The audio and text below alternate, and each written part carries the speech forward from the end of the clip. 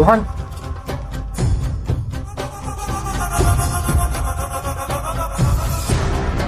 यार है। ये देख नीचे लटका हुआ तो है। अबे भोसड़ी के वो वाला नहीं, बंदूक है। हाँ है। तू आरडीएक्स लाया? बाकी सामान कौन से एजेंट के पास? हाँ आगे है, चल।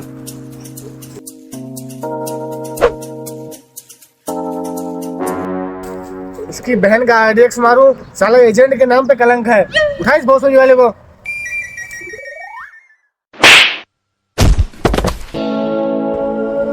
अरे हाथ नीचे कर, कोई देख लेगा।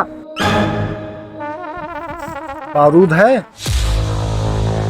चलो फिर आज मकसद पूरा करेंगे। चलो।